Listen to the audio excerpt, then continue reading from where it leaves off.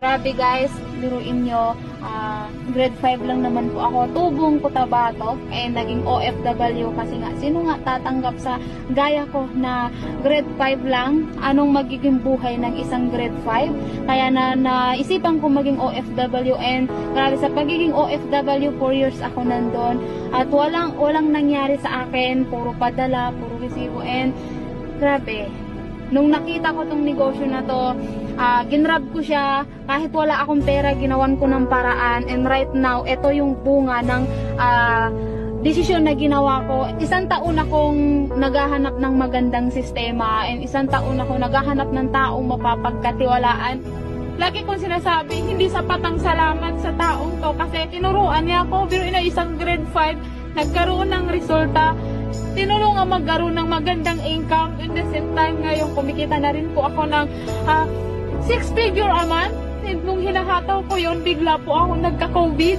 Yes, alam nyo yun, nagka-COVID po ako, and akala ko yun na, and yun, kahit nandun ako sa hospital, nasa utak ko pa rin, sabi ko whatever it takes, kahit anong mangyari, isa lang naman ang buhay ko.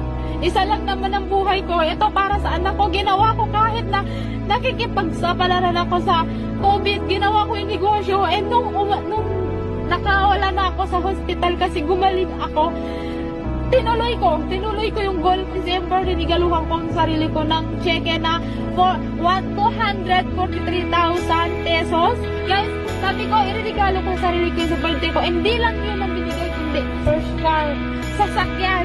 Sinong nag-aakala na isang probinsya, na isang grade 5 doon, Cotabato, magkakaroon ng ganitong sasakyan? Kaya, sa lahat ng mga OFW, gawin mo tong negosyo, huwag kang magstay sa kung saan ka ngayon. Huwag mong hayaan na dyan ka nang iikot sa 4 na sulok ng bahay ng amo mo. Huwag mong hayaan na resibo lang ang maiipon mo. Huwag mong hayaan na nakikita mo lang ang anak mo sa picture, magulang mo, naalagaan mo yung ibang tao, pero pamilya mo hindi mo naalagaan. Huwag mong hayaan, gawin mo tong negosyo na to.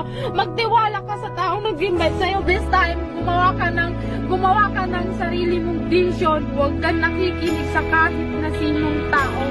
Kasi ikaw lang naman magpapayaman sa sarili mo. Kasi kung nagawa ko